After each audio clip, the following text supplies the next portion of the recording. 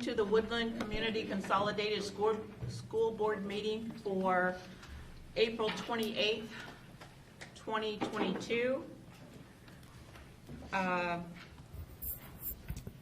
We have finished close, so we appreciate you all, your patience with that. And so the meeting will now come to order. Roll call vote, please. Carla? Here. Joe? Here. Lizzie? Here. Renee? Here. Corey? I'm here. Anna? Here. Brianna? Here. We have quorum. Okay, so this evening we have the Middle School National Junior Honor Society students will lead us in the Pledge of Allegiance. Please rise.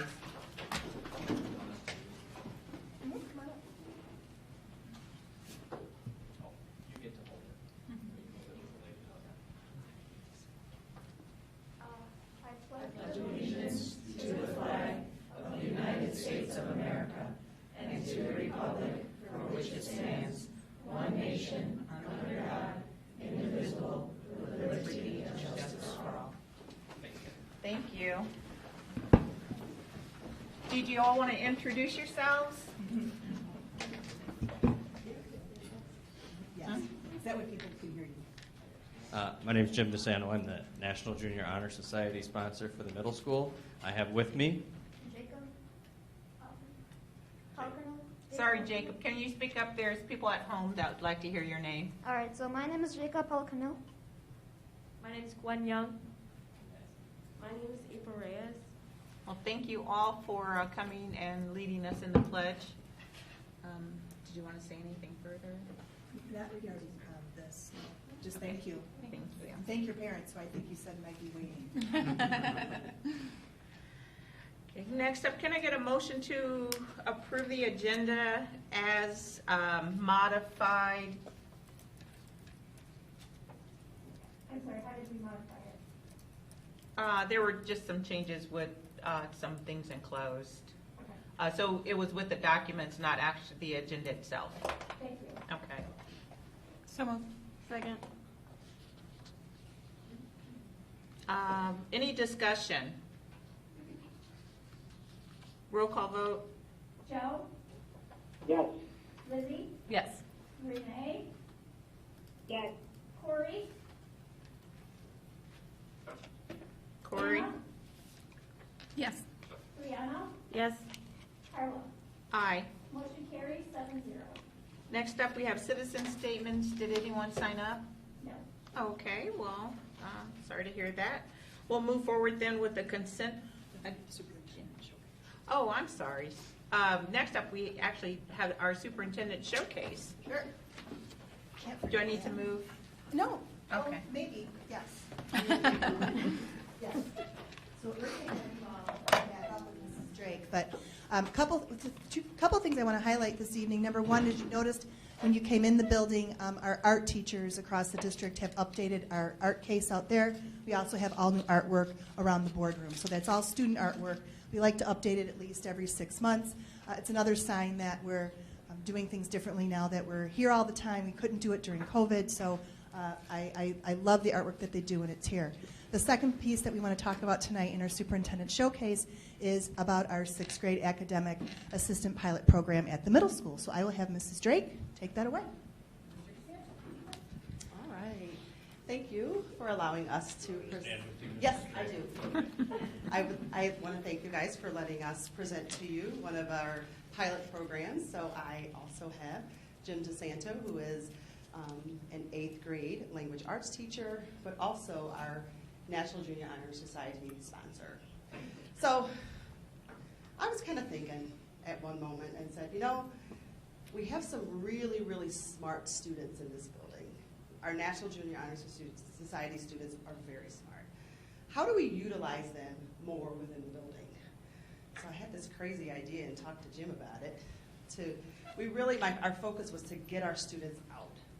So we thought, hey, our 6th grade students, they could use a little bit assistance, and how could we match the two together? So we decided to come up with a program to see if we could match the two and utilize the strengths of the students So we came up with this program.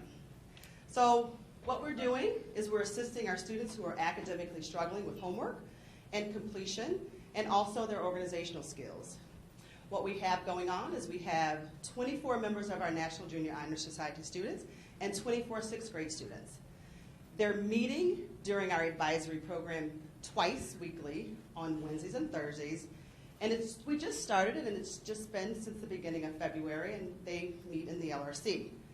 Our National Junior Honor Society students help the sixth grade students with their missing homework, and they provide academic support in their content areas.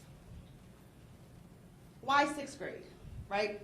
Well, obviously the program, our goal is to obviously connect these two groups together. But with our sixth grade students, we obviously want them to improve their attendance, boost their academics, provide the students with positive role models, right, within the building. We know we kind of need that going on these days, right? We wanted our sixth grade students to build a community, and we really thought about the SEL part of it, right? Connecting them with positive students to create friendships and to engage them in a good relationship that will benefit them throughout the school. Why our NJHS students? They're leaders in the building. We wanted for them to create opportunities for them to demonstrate their expertise, for them to strengthen relations, and also, obviously, to build self-confidence in them, just to build leaders. They're leaders in the building, and we wanted to showcase them. But remember, these students, in order to be in NJHS, they have to have a 3.5 cumulative grade point average.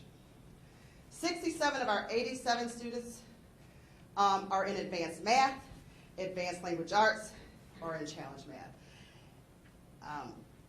They're probably better at math than I am, right? So they're pretty good. Jim? So when we talked about it and put our heads together, one of the things that I think it came out of the pillar of leadership. You know, a lot of the things that we've done in the past with NJHS, and I've only been involved as the head sponsor for 2 years, but I kind of followed in Judy Ryan's lead. There's a ton of service things we do. They all have great character and citizenship, and scholarship goes without saying. But like, what can we do to help build leadership opportunities with these kids? Wanted to flip that. So, as a leader, they're looking and they're working with. I kind of coined the phrase a study buddy. Versus like a peer tutor. I didn't necessarily always like the peer tutor thing, as it might have a stigma for a sixth grader. I need a helper, but I kind of like study buddy. So sorry, Mrs. Drake. I might go with study buddy for next year if that's okay with you.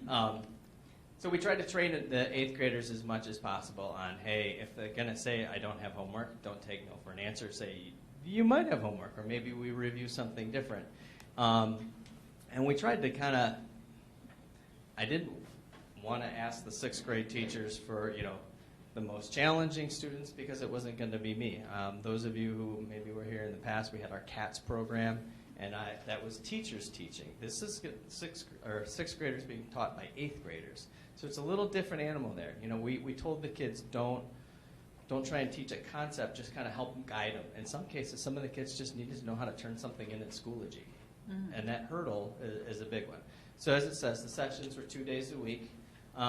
We kind of tried to balance between team time with their homeroom teachers and then time with the peer tutor. So we gave them 3 days on a team with their sixth grade peers and 2 with the eighth, the older peers. The biggest hurdle we had really this year was what were our limitations due to COVID. As you guys all know, it was a weekly thing. I would ask Tiffany, hey, can I do this? Let me check. Hey, and it was February when we first started. So we were looking at how many kids can I even put at a table. And those were some pretty heavy-duty limitations that we had to start with. I think if we started now, we could have made a lot of different changes. Thank you. So Tiffany and Mr. Murphy kind of put together a short video, 45 seconds, I promise. And these were just some of the still photos that we had of the kids working together.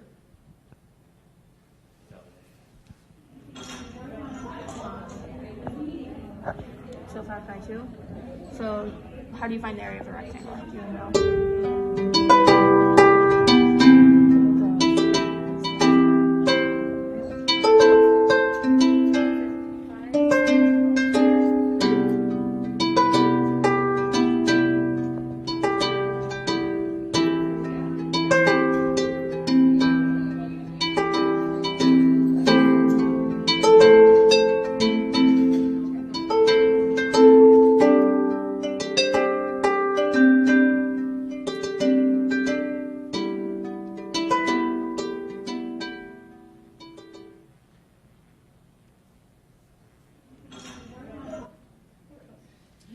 So obviously, you know, we got started a little bit later with the program, but we wanted to make sure that we got a good hold of what we were doing so that we can figure out what do we tweak for next year or what do we need to do.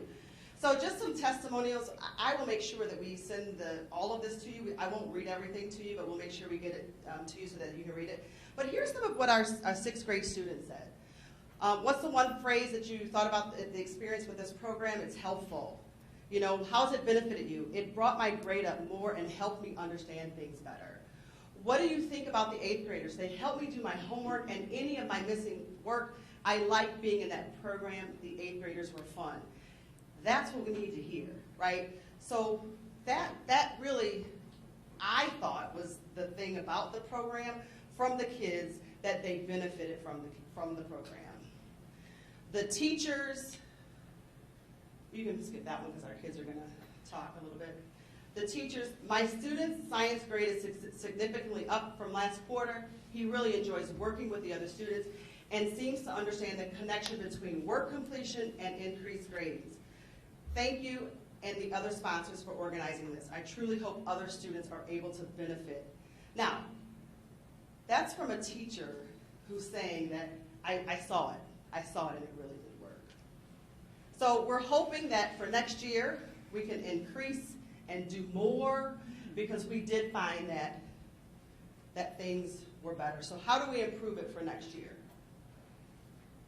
So some of the changes I kind of want to make, again, with Tiffany's approval, and we're already looking at it right now, is starting it earlier in the year will help us quite a bit. If I could shift it to 3 days a week, that would probably be better, just depending on what the needs of the sixth graders. Starting it earlier in the year, I like that idea because I've never taught sixth grade, but from what I understand, those transition from intermediate to our building is just physically eye-opening.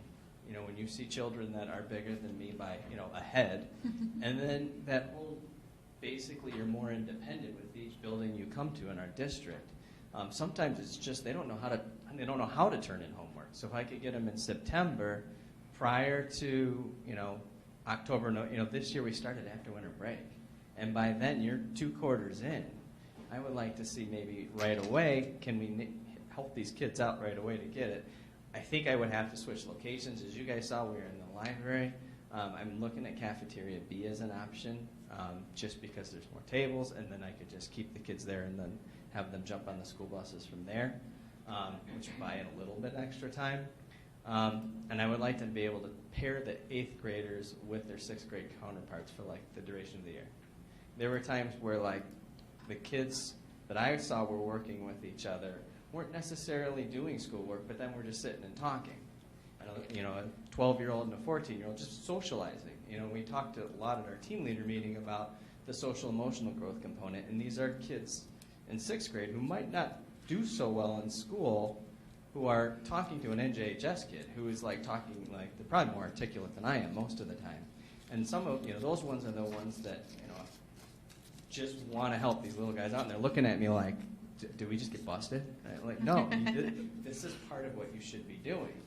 There were times where, you know, they would finish early, and I said, I'm going to pick up some games. You guys can play games, but it's nothing on your Chromebook. So I bought like an Uno deck, and I bought a couple of card decks, like Connect 4, and the kids were like, some of them, you know, had never played Uno, so we had some of the kids teach the 6th graders how to play Uno, and sometimes the 6th graders taught the 8th graders how to do it. So it was kind of cool where, I don't know, incidental social learning, they were like, oh, we're okay doing, you know. That's where I think if I added an extra day, we could have like Friday be a fun day. And then if they don't have homework, take it out and do that.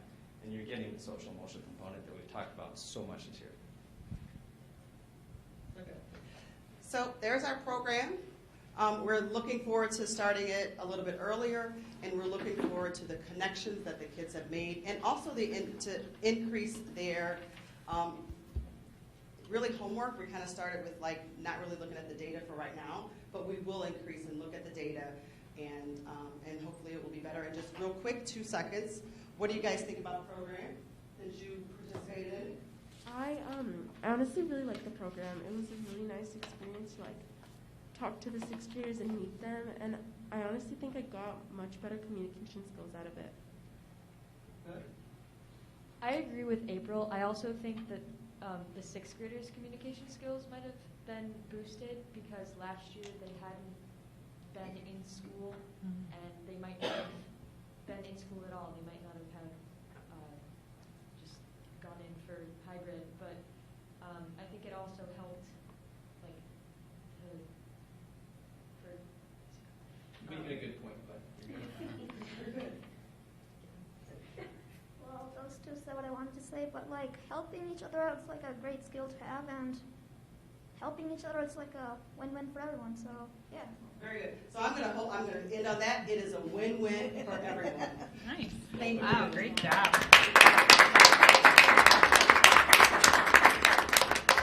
Are there any questions from the board before you guys head off? Questions, comments? Can I be a peer tutor? If you want to come in and help. Yes. When we start training. Yeah, that'll be great. Okay, well, thank you guys. Have a great evening. Make sure we get them in the right cars. Okay, and no citizen statements. So we'll move on to the consent agenda. Can I get a motion to approve the consent agenda as presented? So moved. Second. Are there any discussions? Hearing none, roll call vote. Lizzie, Yes. Renee, Yes. Corey, Corey? Yes. Anna, Yes. Brianna, Yes. Carla, Aye. Joe, Yes. motion carries 7-0. Okay, next up, we'll move into our action items. Can I get a motion to approve the administrative contract renewals as modified? So moved. Second. Discussion? Roll call vote. Renee, Yes. Corey, Yes. Anna, I'm abstaining. And if you want to say why, or you don't have to. I don't mind. Yeah, I just have had some personal, matters with some of the people whose contracts are being renewed this year, and I just, in the interest of objectivity, I just don't feel comfortable voting, so I'm going to abstain. Okay, thank you. Brianna, Yes. Carla, Aye. Joe, Yes. Lizzie, Yes. motion carries 6 with 1 abstention. Okay. Next up, we have the approval of the FY23 Parent-Student Handbook. Can I get a motion to approve the Parent-Student Handbook for the 2022-23 school year with the possibility of administrative changes? And I know we had some discussion on what those changes would be. So, motion? So moved. Second. Got a first and second, any discussion? I just have a really quick question. Mm-hmm. On page 37 of the proposed handbook, there's some language about homework that I really like, but it's not in our homework policy, which I think this is kind of just a copy and paste of our homework policy, is what I thought, but there is some kind of different language, and what I'm referring to is where it says, likewise, if a student is showing, so it talks about how after reaching the maximum length of time, homework may stop. Likewise, if a student is showing signs of struggle that is detrimental to the child's well-being prior to the maximum time, homework may stop. And then it says parents should contact the teacher, and students won't be penalized for not completing the homework if they, in that situation. I don't think the part about, if the student is struggling is in the policy, but I like it, and I think it should be. And Can someone address that? Or? Sure, if it's something that you'd like the policy committee to consider, is that what I'm hearing? Yeah, that would be my preference. And full disclosure, I just have a kid who has struggled with homework. I've seen this happen, and when I saw that, I thought, I've read the homework policy multiple times this year, and I never saw that, and that would have made a world of difference for us. And so just, it is absolutely something I have personal experience with, but I think it could help a lot of kids. I mean, we can discuss it. The policies are a little bit more general for reason, and then obviously this parent-student handbook needs to be more specific. Okay. But we can take that up with the policy committee. Okay, thank you. Okay. Any further discussion on the parent-student handbook? Hearing no discussion, can I get a motion to approve the parent-student handbook? Oh, I think we already had a Oh, we did motion. that. Okay. Hearing no further discussion, let's get a roll call vote, please. Corey? Yes. Anna? Yes. Brianna? Yes. Carla? Aye. Joe? Yes. Lizzie? Yes. Renee? Yes. Motion carries 7-0. Okay, thank you.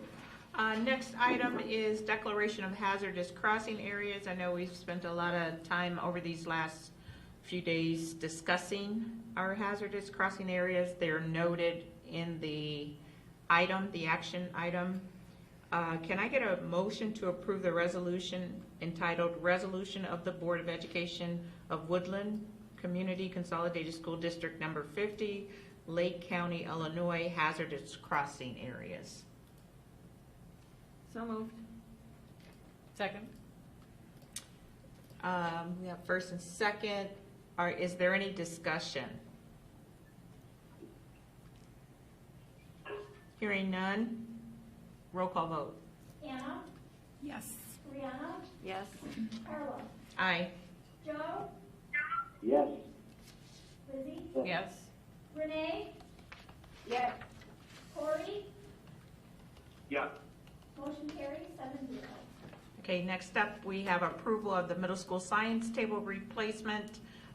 This was a board discussion item under reports last month. It's bringing up for a vote.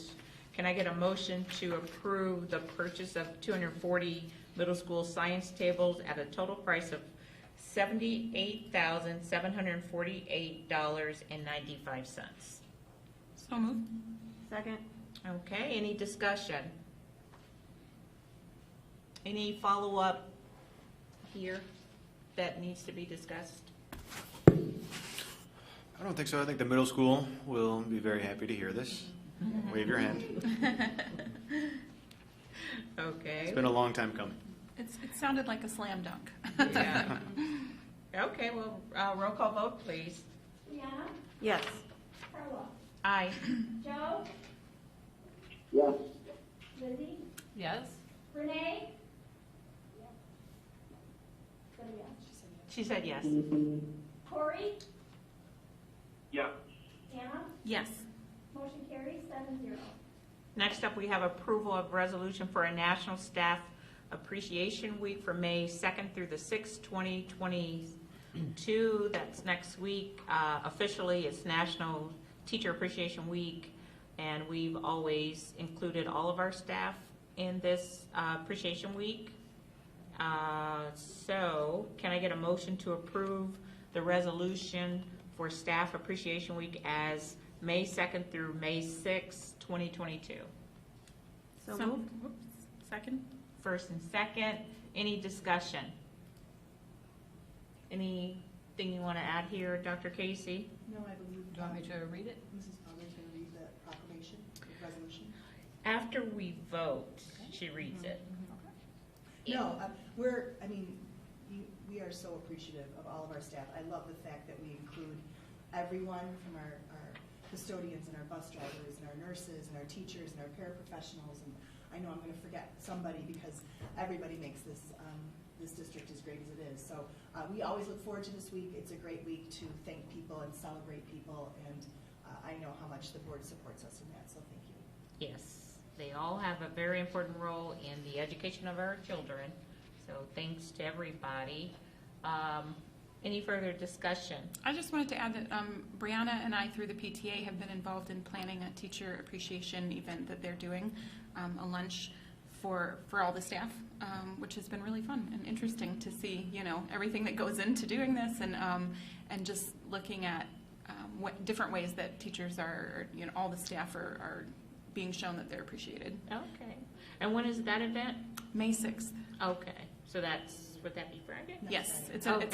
SIP day, I think. So, Okay. so yeah, as soon as the kids leave, we'll have. And we're all very appreciative of that. Everybody looks forward to a lunch on a Friday for sure. You can't go wrong with food. Never. Never. Anything further? Okay, roll call vote. Carla, Aye. Joe, Yes. Lizzie, Yes. Renee, Yes. Tori, Yeah. Hannah, Yes. Brianna. Yes. Motion carries 7-0. Okay, great. And Lizzie.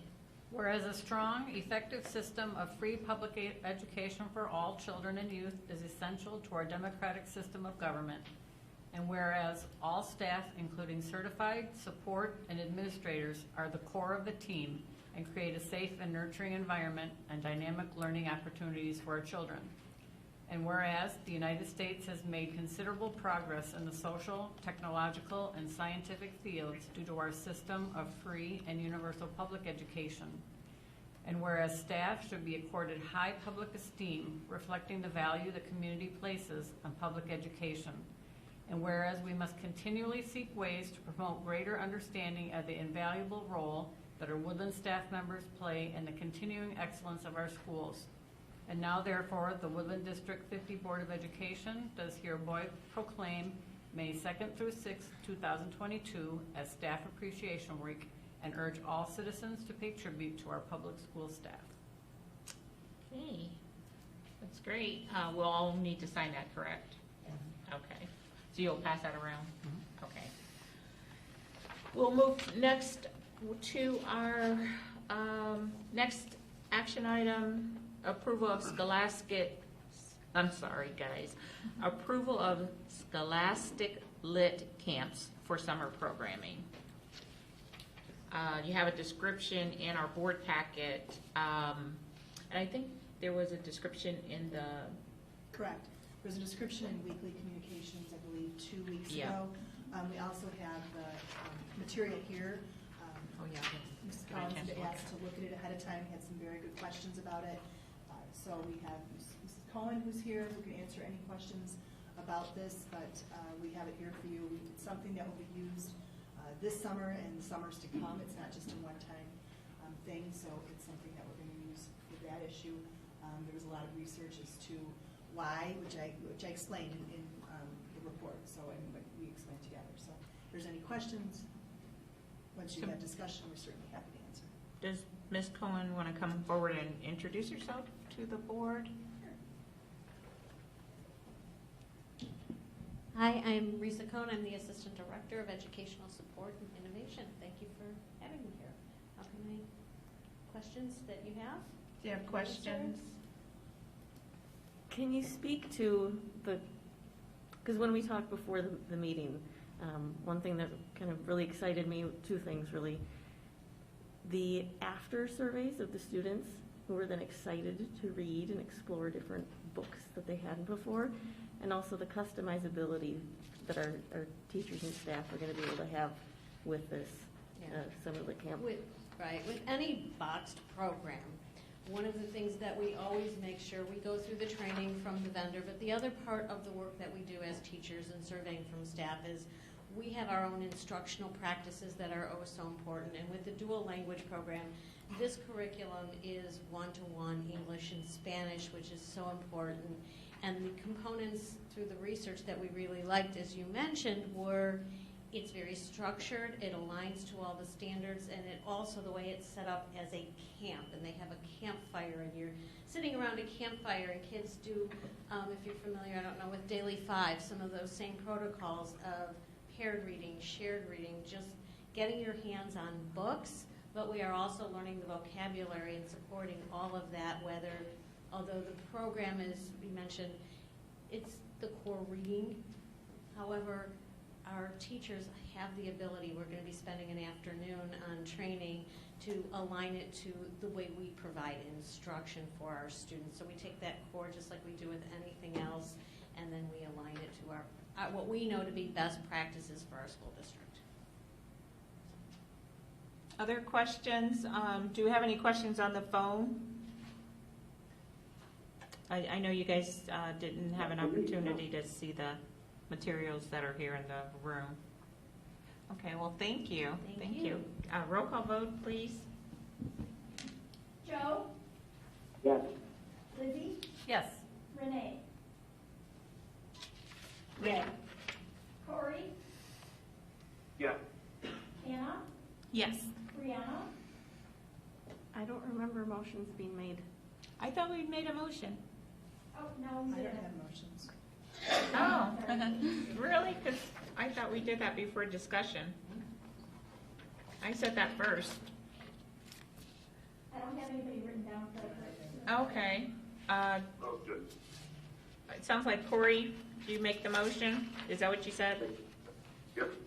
Do I have a second? Second. Okay, we've had the discussion. Anything further to discuss? Okay, hearing nothing. A roll call vote. You want me to start over? Yes, please, go ahead. Joe, Still yes. Lizzie, Yes. Renee, Yes. Corey, Yes. Anna, Yes. Brianna, Yes. Carla. Aye. Motion carries 7-0. Okay, thank you all. That concludes the action items on the agenda. We'll move forward with the reports. The first report up is we had a written report in our package, but also a presentation on the third quarter thought exchange. So we'll turn it over to Dr. Casey for that. Sure, thank you. Tonight I'm here, maybe I can do it. Tonight we're here, in your package you have the full report from the Thought Exchange. And so I just want to go over some of the overall themes. As you know, there's a lot of content in there. All of this is going to be available tomorrow to our families and to our staff, but we wanted to give you an overview tonight. So how does a thought exchange work? We ask an open-ended question. I know you all know this because many of you took it. But as we wrap up the third quarter of this year, what is going well and what additional supports does your child need to finish the year strong? That's the question that we asked this quarter. Very similar to the question we asked second quarter, so we like to see what's working, what's not working, and how we can improve. We asked two groups, our parents and our staff. Not a survey, but the thought exchange is completely anonymous. We have no idea who's answering. And the participants, you write your answer, you write your response, and then you rank other people's responses. Those responses are then reviewed, and we look at them by themes, rankings, categories, differences. As I did, I'm sure I read through every comment on every survey multiple times. I shouldn't say survey. I read through every comment. We keep reading through them, and we keep learning as we read through them. But what's nice is when you have so many comments, there's different ways you can look at them. So here's the breakdown of participation. We had 205 parents, and we had 307 staff. It's interesting, and I was happy that we had a large staff participation. You'll see with the results that we saw as themes. I think our staff knows that we take this very seriously, and we try to take the good and the bad and see what we could improve on, what's working, and we have made changes based upon previous thought exchanges. So when we did our previous thought exchange, there were things that came up, and I'll talk about those in a minute, that we did change and we did try to improve on. And I hope our staff knows that we are listening to them and we are trying to make changes based upon those. But you can see 15,085 ratings. So our staff did this, and they rated each other, and they could see what each other thought and felt. So here's the amazing news. When you do things like this, you get the good, the bad, and the in-between. This is the good, in my opinion. These are the top 3 things that were ranked from our parents. Our parents think that know that our teachers and our staff are doing a great job. This is the top 3 things. Thank you, we see you, we appreciate you. That first comment should tell our teachers a lot, and all of our staff. And notice they said, we wish to thank our teachers and staff who have been through a crazy couple of years. Thank you. Who have been through a crazy couple years. Oops, I'm going to go back. love that these were the top 3 comments. The fact that we've handled the return to the classroom excellently, both children are learning and thriving. So just in general, the fact that the top 3 responses from our parents about our teachers and about our staff were all so positive is a huge, huge shout out to all the hard work that our staff has done. These are the other areas that we're looking at and we're focusing on. So here's the other areas that they talked about. Everything from academics, assignments, homework. There was a lot of talk about behavior, some things that are happening in some of our schools and how are we looking into those. Our calendar, our communication response time of people. So again, the top 3 things were very positive, but there's other areas that are, neutral. Some of these are neutral. They just they make a statement. Some are very positive, and some are areas that they asked questions on and wanted us to look into things further. Could you do something this way? Could we do it that way? So again, lots of great areas, lots of great feedback for us to work with. No, we share this because I love what's in the center. Kids is the most common word that our parents talked about. We know, and it's a great reminder, that all of our parents want the best for their children, and I think that's very apparent when we look at this page. So the next one is our staff. This is a breakdown of what staff took it and where they're located. You'll see we had a large number this year from elementary. And I think a lot of that has to do with our unification that we're doing. We had a lot of great feedback from them. And then what the role was. So it's not just our certified staff. We have our support staff and other staff that are taking this survey. So we're getting a nice broad overview from our staff of who's taking this and giving us their feedback, which I love. So our staff, number 1, they're looking to see about raises and an upcoming contract. They want to see they have opinions on districts, on other districts and what we're doing, so that was the number 1 thing they wanted us to be aware of. They also believe that we need to be a little bit firmer. I shouldn't say a little bit, they believe we need to be firmer with our consequences that are given to students that are breaking rules. And then finally, they'd like some more, they believe that our administration needs to listen more regarding behaviors in the classroom, and they would like more support. So we take all of this into consideration. I think when we take these, anything like this, we're going to get feedback that isn't always all positive. And so we have to take that and we have to look at it and we have to see how we can improve. Again, sometimes our perception and the perception of what we think we're doing may be very different. So to me, when we look at these things, it gives us another perception and another way to look at, okay, how can we improve? So these are the other areas that our staff talked about. What I talked about in the beginning, they want us to, what we got from another thought exchange, keep the virtual conferences, keep the choice time on school improvement days. That's where we give staff time during school improvement days to do something that they want to do, like they're professionals, work in your classroom and get things done, go for a walk, do some wellness things for yourself. So they want to keep that. Time is always an issue for any teacher across America. Everybody needs more time, and we understand that too. Student behavior challenges is something that we are constantly working on and looking at, but all of these things are things that came up from our staff. I felt like every building may have had their own thing they were focusing on.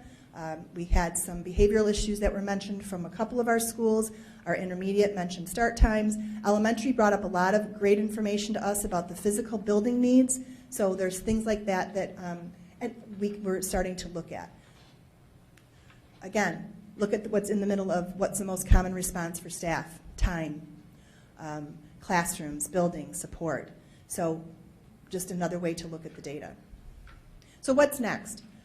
Our team, when I say our team, our administrative team looks at this. We've already had 2 meetings on it where we carefully consider what we've learned. We've talked about it a lot, and now we go to our next steps. Tomorrow we'll be sharing the highlights and the full report with our families and our staff. And I've asked each department and I've asked each principal to evaluate it from their lens. So, for example, what Dr. Thomas may be evaluating from his lens may be very different than what Dr. Walls may evaluate from her lens. So we ask everybody in every school to evaluate the feedback and what they think they could be doing with it. Some of the things we can do are immediate. So, for example, there was a lot of information brought up to our attention regarding elementary and some things that we should be looking at regarding the physical building. Right away, we've been down there, we're talking to teachers, we're looking at the actual areas that they're showing us. Mr. Fuhrer has been very involved, and we've come up with a communication plan so we could let them know when we're working on these items over the summer. But there's some things that we can immediately do to say, hey, thank you for bringing this up. How can we address this? There's other things that may be a longer, some we can't address right away. And those are things that we have to look at and say, okay, how can we problem solve this? And maybe there are things that cost money that aren't currently in the budget, and how could we dedicate time and money to those things that were brought up? So when we look at these again, because there's a lot of great ideas, it tells us what we should continue to do and what we can continue to improve on. So any questions? And if you've had questions, if you looked into it in detail, if you had any questions about that, I'm happy to answer that too. Questions, board members? Oh, and you guys on the phone could not see the presentation. No, but they have the reports. They have all the reports. They can't see the presentation, Right. but they have all the information. Mm-hmm. I'm good. Any questions in the room? Are the percentages of responses you get, is that satisfactory to you, or have you? No, thought I about want more. ways you I can- want more. You can We want encourage more. participation, or? Sure. And this is, again, there's nothing scientific behind that. I think if people have concerns, they fill this out. And if people sometimes don't have concerns, you don't hear from people. I would love to hear from our parents more, because I think there's, as our partners, I'd love to hear more ideas from them and what's working and what's not working. I thought it was amazing what they shared with us. Mm-hmm. So I'd love to hear from I love all the feedback from our staff. They gave us some great ideas, and there was a lot of aha moments when we discussed it. So, for example, and this is one specific example, we talked about how we do curriculum open houses in the spring, and how could we do things better and differently now that we've been through COVID. How could we showcase things different and engage parents more? So we're starting to do some of that. So I love the ideas that come out of this. Our team, we talk about it, and we understand that some of there are critical friends in some ways where we get some critical feedback, and that's okay. That's the only way we're going to grow. So I'd love more people to fill it out. Is it time consuming? No, not really. You basically give a few responses, and then what's interesting is you go back and you read other people's responses and you rank those, and you can continue to rank everybody's if you want, or you can just rank 10 people, or however. The piece that is hard is you have to, let's say you fill it out the first day, then you need to go back later on and read the responses and rank them. Mm-hmm. So I read it as it was going on every day just to see how things were changing, and really a lot of the main ideas were the main ideas. Other questions or comments? Not with this thought exchange, and I know it's the first year that Mm-hmm. it's being done. I would love to get students involved. Sure. So At some Mrs. point. Hagstrom can address a little bit, but it's not just used at a district level. So it's used in the schools, so our principals can use it with their staff. So I know Mr. Wahlberg used it when he was talking to his staff about the unification, but absolutely, that would be very cool to see how we could use it with students. Mm-hmm. And there's other programs that we could use for that, that they can use that are similar to Thought Exchange, but yeah, But maybe it's a little great easier idea. for the students to use. Sure, that's a great idea. Other questions or comments? Okay, hearing none. Okay, Thank you. Thank you. Next up, we have a written report on the FY23 summer projects. Did you want to talk a little bit about the middle school roof project? Do you want to say anything about that, or? That's the big project, as we all know. Phase 2 of a Phase 3 project. We're hoping for the same weather that we had last year as well. Same company is out doing the roof improvements, which is fantastic because they were amazing. We're happy that they won the bid. It's going to be from the end of this school year to probably really close to the beginning of the next school year, depending on weather. So they're going to do everything that they can to get it done. And then we'll have to worry about Phase 3 next year. Any questions about that particular project? There's obviously others as well. Yeah. We don't have to take them individually, but that is a huge project. That's our largest by far and away. There's some concrete work, sidewalks, asbestos removal, and some smaller projects, but that's our large one for the year. Any comments, questions? On the phone? Anything? No, not for me. No, we've been talking about the middle school roof project for 2 years in the finance committee, so glad we're getting it done. Next up, then, we have the written report on the food service renewal. Any questions or comments about that? I know there's a slight change in cost. Did you want to highlight that? It's renewal time. Once again, no surprise. CPI is a factor. The contract allows for the vendor to go up by the December food away from home CPI, which was 6%. So their rates are going up 6%. As I imagined, over the last 3 years, they've gone up 13%. We've been very sensitive. The first year we held things flat. Obviously, last year food was at no cost. That is going away as well. That program will end the last day of the regular session this year. So starting in summer school, there will be a cost for food, and then going into the next year, unless something happens. I don't anticipate that unless something drastically happens with the pandemic, which let's knock on wood that's not going to be the case. Right. So what we are recommending based off of the increase in food, the 13% that we've been paying over the last 3 years, is a 10-cent increase to lunch from $3 to $3.10, and then a 10-cent increase in breakfast prices as well. Any questions or comments about that? On the phone, anything? No, nothing from me. Okay. The next up, we have several board policies for review. Are there any questions or comments about the policies that are presented this evening for review by the board?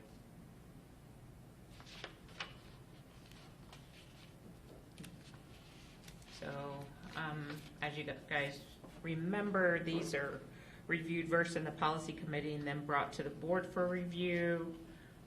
If you all have no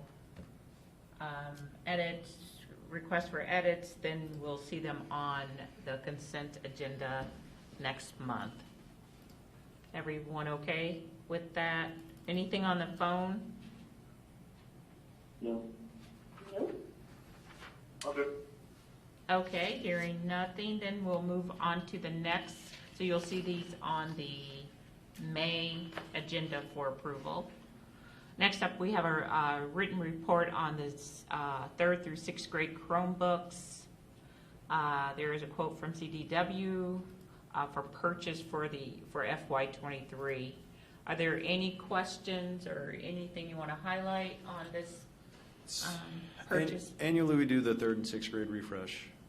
So this is just kind of the annual standard process of what we do at the beginning of sometime in the spring, and make sure that we have devices available for students come fall. So we'll vote on this in May? Yes. Okay. So this will come back on the May agenda as an action item. Written report on child internet protection software renewal. So can you explain that a little bit more? Dan, do you want to do it a little bit? Sure.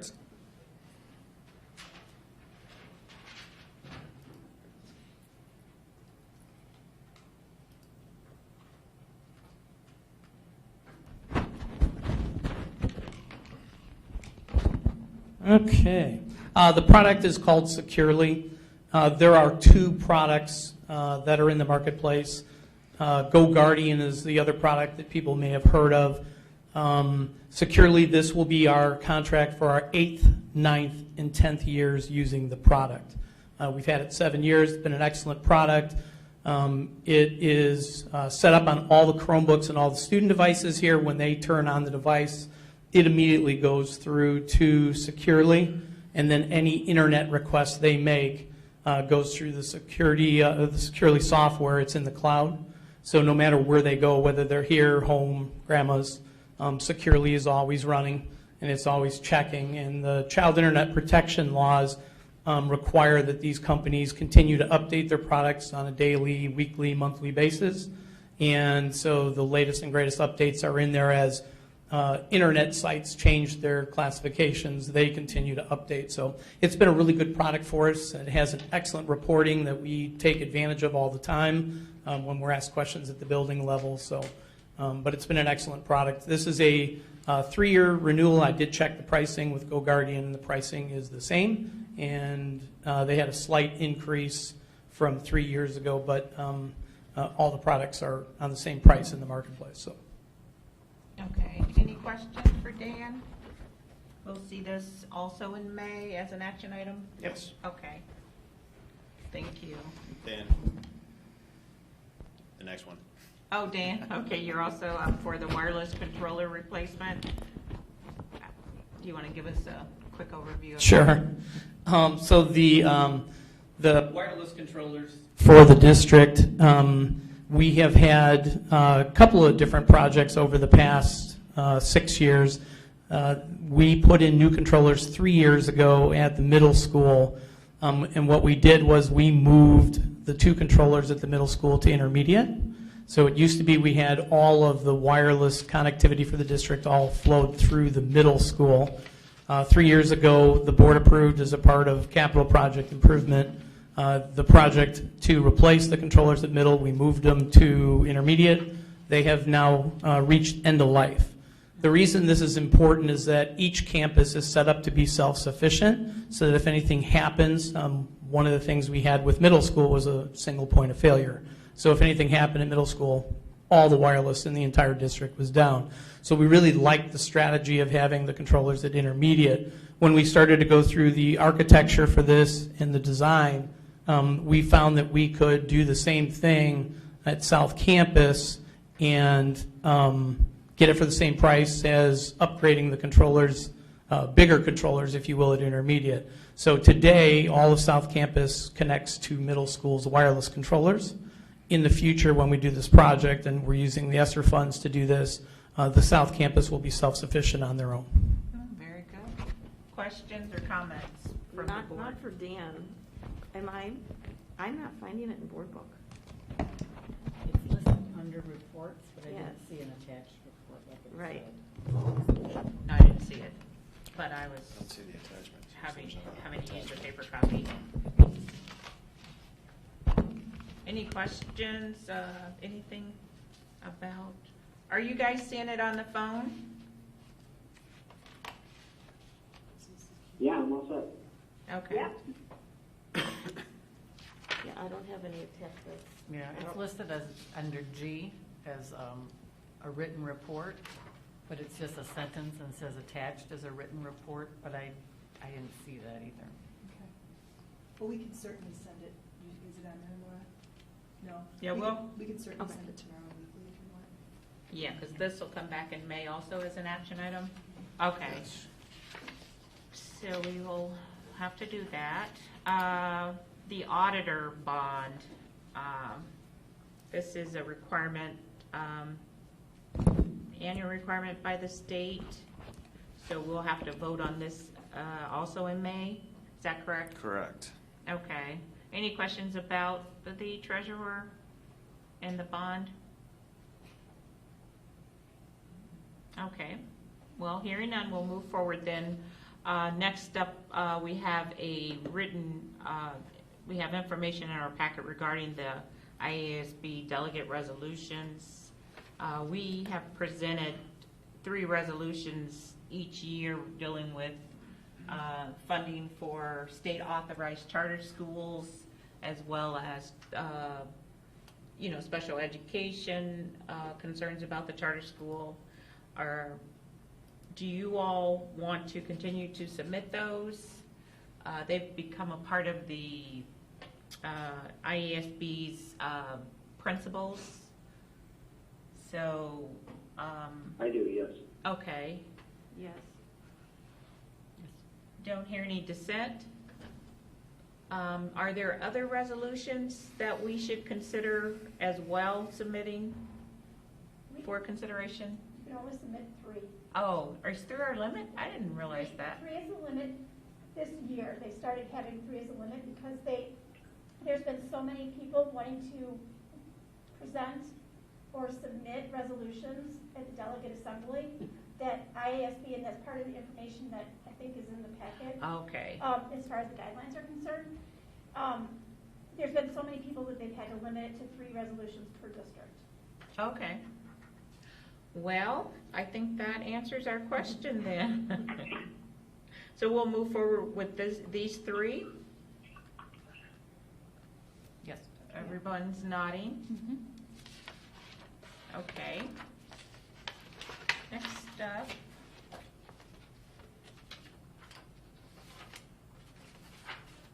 I think that completes our reports and discussion section. Next up, we have board operations and improvements. I think let's start with the committee reports. I know you all gave a report earlier about work you're doing with PTA on the Staff Appreciation Week. Are there any other reports, committee reports from the board? I have not been able, the last couple of EdRed events, I have been unable to attend. So I'm hoping to make the next one. I have no updates. Yeah.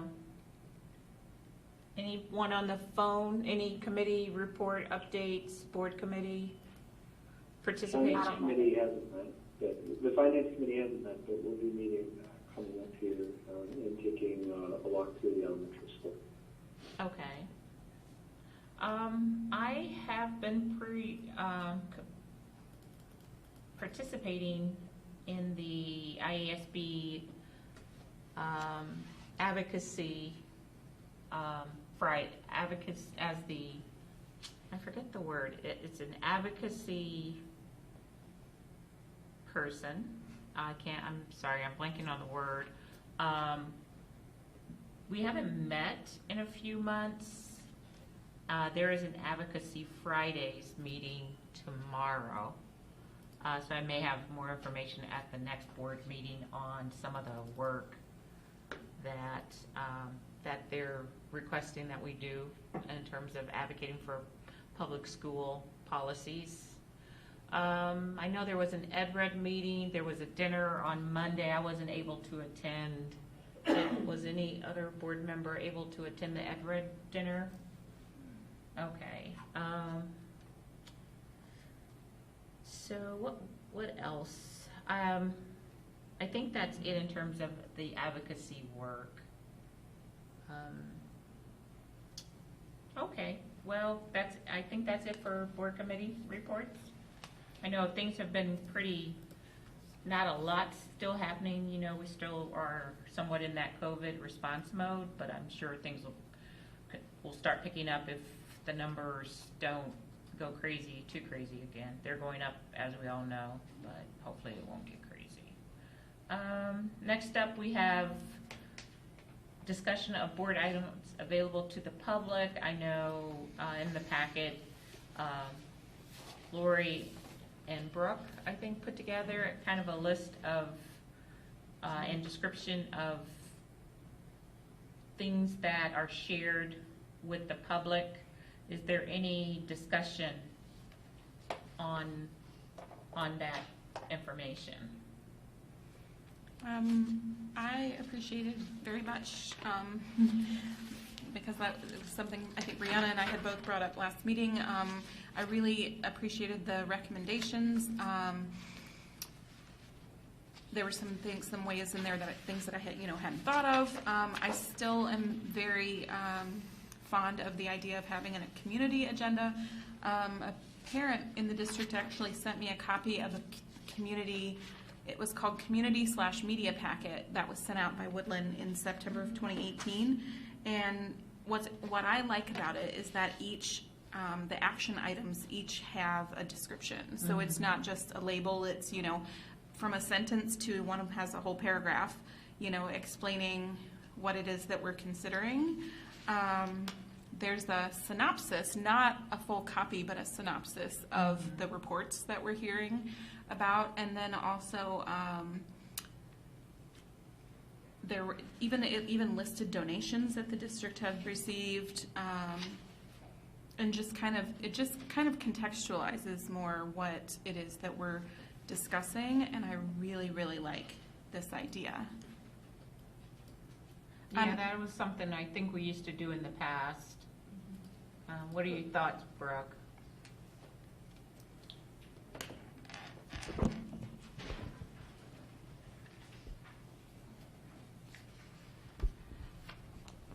Hello? Okay. So the community media packet, like you said, it's basically a second version of the agenda. So we put out the agenda, and then the community media packet put an extra sentence or two to describe the items. So for example, on today's agenda, it said approval of district hazardous crossings. So the community media agenda might say approval of district hazardous crossings. The Board of Education is required to designate hazardous crossings annually for state transportation aid funding purposes. So it does add a little bit more context. The problem was there was always that balance of, well, the board hasn't voted on this yet. What exactly can we say where the public would understand that this was going before the board, not already voted on? And because the information wasn't available anywhere, there was never anywhere where someone could click to find more information or to dig in a little bit further to better understand. So we switched gears and focused more on inviting people to the meetings, making people more aware of the process, but eliminated the community media packet because then we were doing an agenda on Tuesday, a community media packet the next day, and then Friday or the following week, the summary from the board meeting, which was the same information, but then repackaged to say the board has approved. So it was extra steps, and there was no, other than the account that you just had, there was no actual data to say, oh, this is increasing participation in meetings, or this is helping understand. We didn't have any of that, so we shifted focus to more of the awareness of the process overall. Yeah, because I think at that point we went to more of the, what do you call it, the cameras, right? Is that when we transitioned to cameras too? The main transition happened at COVID. Okay. Because there was how do you participate in meetings when we were going remote, and so that's kind of where the transition happened. Okay. Okay, and you're saying there are really no data that said it really increased participation or? It was basically creating 3 versions of the agenda. One that we post, one that had a little bit more information, and then the summary after that explained the action that the board took on it. So there's still the first agenda that's posted, and then there's still the summary that comes after. It's just not that middle agenda that has a little bit more information. And again, it was mostly because the public doesn't have access to the addition, they wouldn't have been able to click on the example that I used. They wouldn't have been able to click on that information to see which crossings we were talking about or to read that report because that wasn't available. So it was, like I said, I think it was just an extra step that we weren't getting any feedback, any feedback whatsoever. Not one person would reply to the email to ask a question. Okay. You know, we just didn't have any data to So prove. we didn't know if it was of value. And it didn't show us it, and maybe there was a different goal originally. In my understanding, the goal was to increase awareness of the meetings and how to participate, how to access, whether you're watching on the camera or here in person, how you participate in citizen statements, and less about the extra detail of the agenda. And so maybe there was a previous goal that was different than my understanding, but. So I think you're right. I think the goal really was to increase participation and increase awareness, especially for those people that were not attending the meetings in person. And we created that idea even before the cameras. So that's why I was wondering if that's when it went away. But it really was to get people interested and give them an idea of what was happening, because they didn't know what was there. They couldn't just view the meetings like they do now.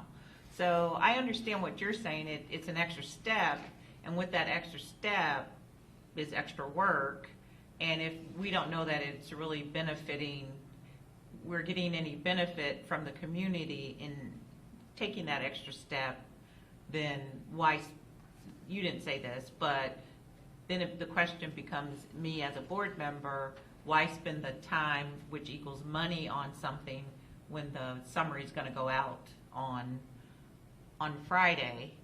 And maybe if we're looking to increase board participation or community participation in board meetings, you know, I think we need to kind of maybe brainstorm that, since our putting together that summary agenda didn't seem to do that. That's what I'm hearing. See, the other consideration is how much content do you need to add to make it understandable to the public? Mm-hmm. Can you add 2 sentences and now it's more clear? Is it having to maybe include a whole paragraph, and then do they need to link somewhere to really have the full context? So it was one of those things where if the board hasn't seen it yet or the board hasn't voted on it yet, it was always this dance of, well, we can't really provide all this information. So is it answering the need of giving people the context they need? I don't think that it is. Mm-hmm. So then the focus was to just increase awareness and participation instead. So that's kind of the history. Questions? Okay. Laura and Brooke and I met, and when we discussed this, you know, Laura gets phone calls from the public on certain items, and so we said, what are some of the items that maybe we could be more transparent about? One of them was the calendar, for example, right? Everybody wants to know the calendar. So in what the process that our board does with 1 month it's a report and the next month it's action, perhaps after the board sees it in the report, then we could put it, you know, link it to the board agenda or minutes, and then you could see it before the board votes on it. Mm-hmm. The board would see it first. Sometimes we even talked about the same thing with policies. So this month the board would see all these first, and then before the board voted on them, it would be linked so that if anybody was saying, well, here's this policy, but what are they changing in the policy? Mm-hmm. That would be available before the board votes on it. So we were trying to come up with some of the common questions that we get that would be useful to the public. Okay. The other thing that we saw was reports. That was the other one. There's certain reports that people will say, well, what were the details of that? Mm-hmm. You don't talk about the details in the public meeting, Mm-hmm. and so could reports also be available? Yeah, And I once just- the oh, board sorry. has Once the- reviewed and Right. questioned, and then And open for I'm sorry, I keep interrupting you. open for community discussion. Okay. I just wanted to add that the reason that I brought this up was because I get requests from people. Like, I've had people say to me, there used to be this really great, you know, agenda. I didn't know anything about it because we didn't live in this district when that was going on. So I have had, you know, 2 or 3 people ask me if it's possible that we could bring this back. I mean, I think like the sentence, like 1-sentence explainer that you read, like about the, you know, hazardous intersections is exactly the kind of thing. And I love the idea of having the policy available for people to see before we vote on it, or, you know, the calendar before we vote on it. I started out looking at other districts in Lake County to see what they do. And at first I was keeping track and keeping copies of all of them, and then I kind of quit doing that because I realized that, I mean, I checked from Lindenhurst, Antioch, Grays Lake, Libertyville, Vernon Hills, everywhere, and every one of them I saw had more detail in their agenda than we do. I mean, some of them had a shocking amount of detail, and the entire packet was online. And I mean, there's definitely a gamut of how much information is being provided, but most of them provided more information, more context than our agenda does. Okay, I think And I'm happy to send emails, you know, copies of some of those. No, please. You don't want to read more school board I don't. agendas? No, Okay. I do not. Shocking. I think I haven't done any research on this, but I think there are automated versions through some of these agenda management companies that provide some of that automatically, but what we were doing was a manual process. Okay. Yeah. A lot of them use board book. There were several board book like we use where they had more, you know, which I think it was just kind of using more of the features of board book. Yeah, when we were at the NSBA conference, you know, we I looked at Board Book because I don't think Board Docs does the trick.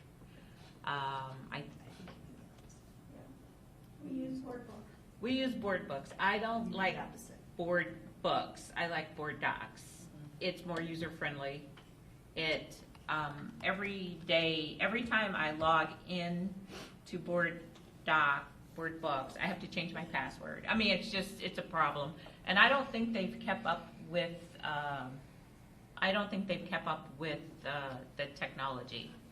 And I don't think anyone else outside of Illinois is using Board Books.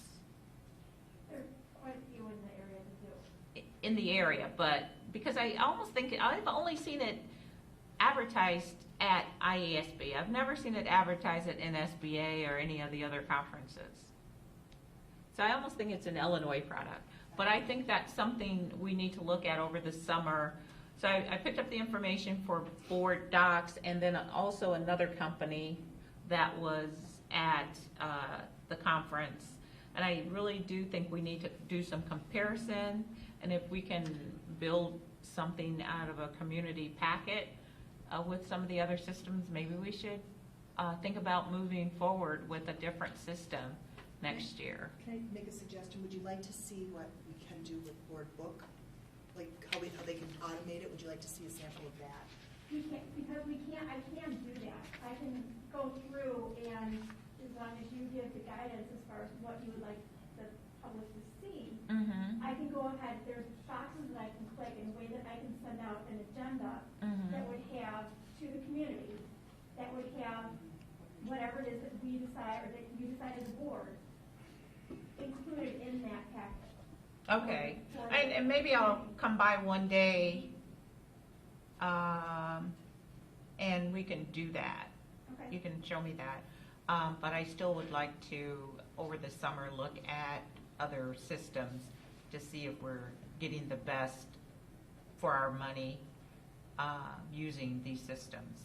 You know, is Board Books still the way to go, or Board Docs or another system? I saw a lot of would be Board Docs better? too. I looked at a lot of agendas. Yeah. So, but yeah, I can come by one day and then we can look to see and maybe plan something, see how we're going to roll things out next year. Okay. Yeah. And can I just add one more thing? I wanted to say, Brooke, I appreciate everything you do, and I did not mean to imply that you were not, doing a good job or providing enough information. It was just, an idea of a way that maybe we could do, more, provide more. I'm always on the side of being more transparent, providing more information to people. So thank you for everything you do. I enjoy your emails. I think I've told you before, I have a friend who says, I got an email from Brooke. The email from Brooke said, or Brooke said in her email, it's like you're everybody's friend in the district. Everybody has a friend named Brooke.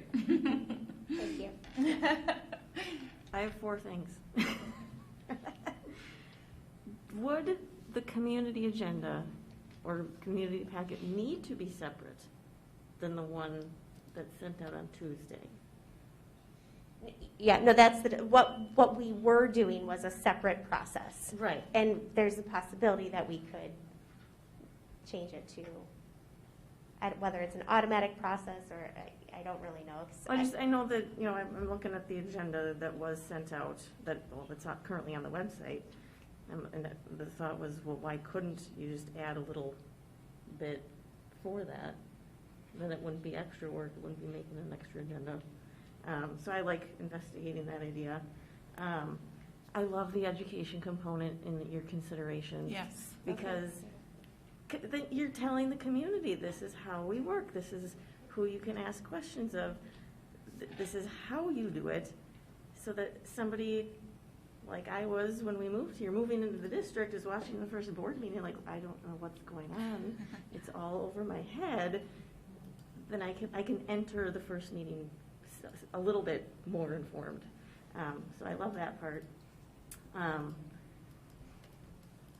then what Lori had already touched on was, making sure that what's going to be an action item next month gets all that supplemental information on Friday to the website. Once we get the education component going, then people will know, oh, all this report that's referenced I could just click here and go here, and I have the same information if they couldn't go to the meeting or watch the meeting.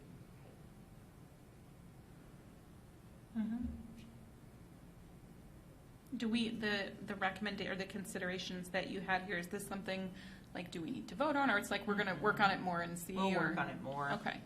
Is there anything on the phone?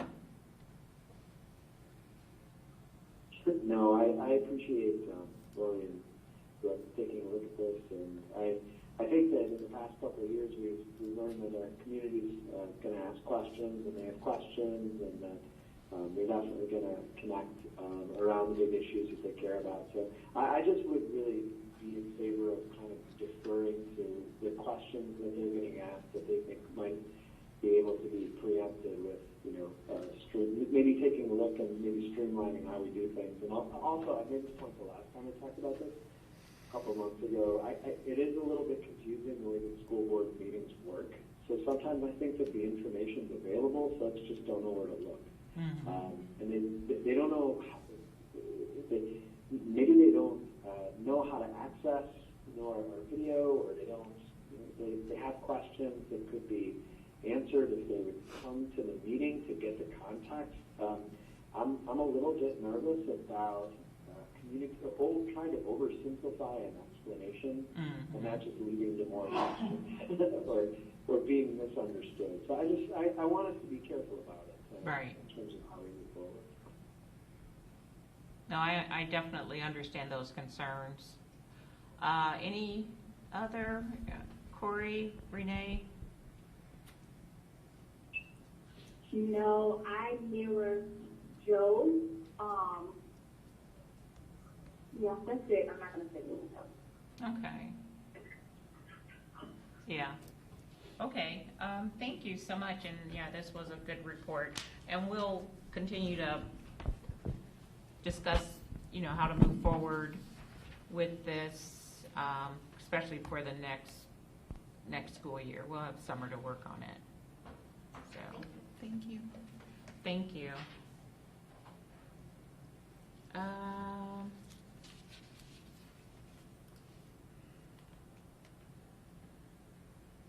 That was, I think, all for under board improvements and operations. Next up, we have the status request and board correspondence. I think there were 2 emails that required a response. The draft was in the packet.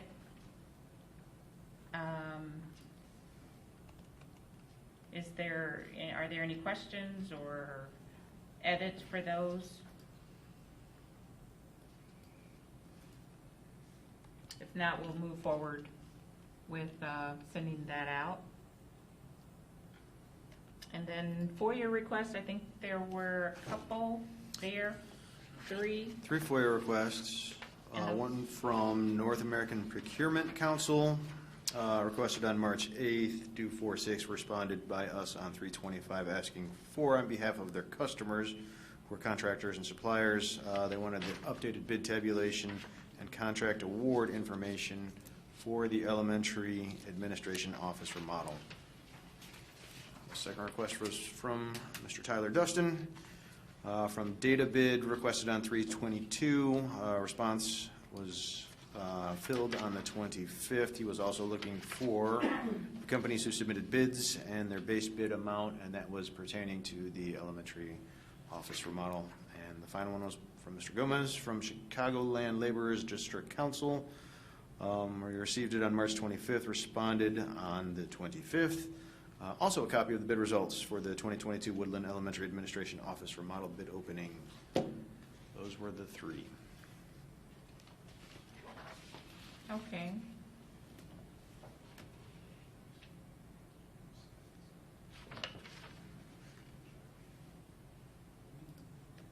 I did have a question about one of the correspondences. I wasn't quite sure of the context.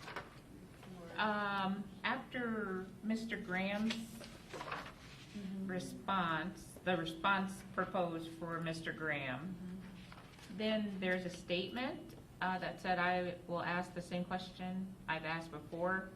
Is that him? Yes. Replying? No, that was him. That was the, That was his original email. that was his original. Okay, I thought the original email was the first. Okay. Okay. It didn't, okay.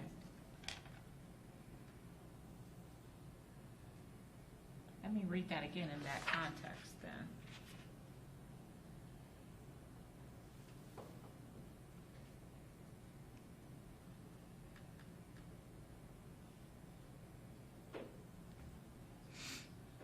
Because I was like, what is this person asking?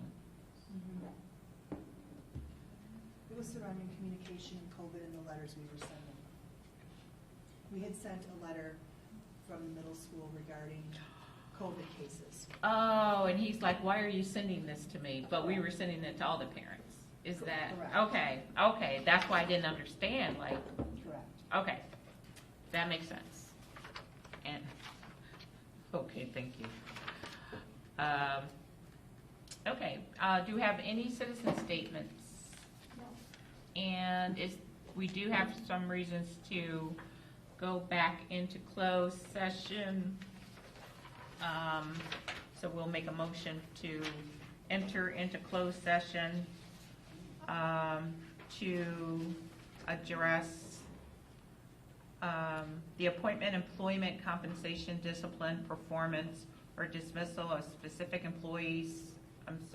specific individuals who are independent contractors or specific volunteers of the district or legal counsel for the district, including hearing testimony on a complaint lodged against an employee, a specific individual who serves as an independent contractor or a volunteer of the district, or against legal counsel for the district to determine its validity.